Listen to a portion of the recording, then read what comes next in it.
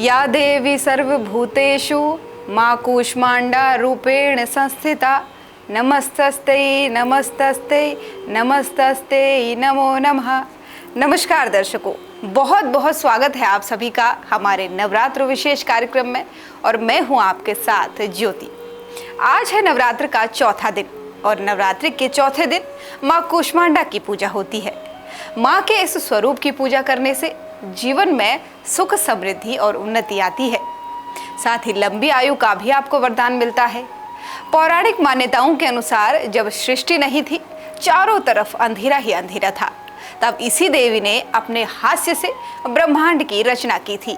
अपनी मंद हल्की मुस्कान के द्वारा ब्रह्मांड की रचना करने के कारण इस देवी को कूष्मांडा कहा गया है। माँ कूष्मांडा के 8 भुजाएं हैं, इसलिए इन्हें अष्टभुजा भी कहा जाता है। इनके 7 हाथों में कमंडल, धनुष, बाण, कमल पुष्प, अमृतपूर्ण कलश, चक्र और गदा है। माता के 8वें हाथ में सभी सिद्धियों और निधियों की देन वाली जपमाला है। इसी देवी का वाहन सिंह है।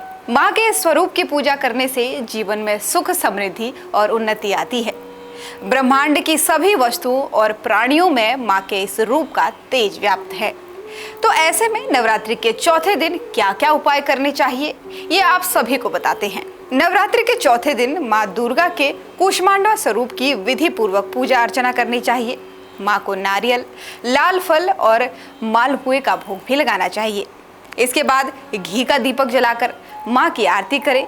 लंबी आयु के लिए माँ कूष्मांडा से प्रार्थना करें। आज रात में पीपल के पेड़ के नीचे थोड़ी सी मिट्टी लाएं और उसे अपने घर में रखें। इस मिट्टी पर दूध, दही, घी, अक्षत, रोली चढ़ाएं और उसके आगे एक दिया जला दें। फिर अगले दिन इस मिट्टी को वापस से पीपल के पेड़ के नीचे डाल दें।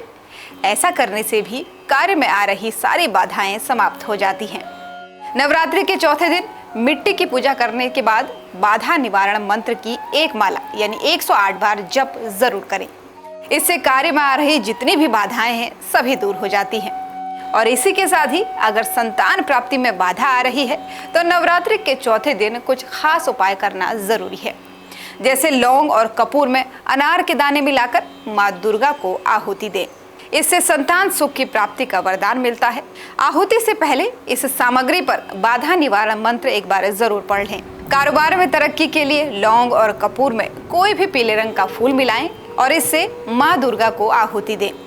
आहुति से पहले इस सामग्री पर बाधा निवारण मंत्र की एक माला का जप जरूर कर ले। और अगर परिवार में किसी का स्वास्थ्य अक्सर खराब रहता है तो 152 लौंग और 42 कपूर के टुकड़े लें और नारियल की गिरी, शहद और मिश्री मिलाकर इससे हवन करें। इससे व्यक्ति की सेहत में तेजी से सुधार होने लगता है। अब एक बात और, विवाह में रुकावट के लिए भी नवरात्रि के चौथे दिन के उपाय लाभकारी माने जाते हैं। इसके लिए आपको 36 लौंग और 6 कपूर के टुकड़े लेने होंगे। इसमें हल्दी और चावल मिलाकर माँ दुर्गा को आहुति दें।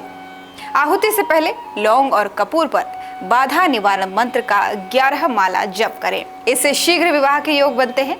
और अगर आपने ये सभी उपाय कर लिए हैं तो समझिए आपके जीवन के आधे कष्ट तो यूं ही कट जाएंगे। और अब हम आपको सुनाते हैं माँ कूष्मांडा देवी की कथा। दोस्तों, नवरात्र के चौथे दिन दुर्गा जी के चतुर्थ स्वरूप माँ कूष्मांडा की पूजा और अर्चना की जाती है।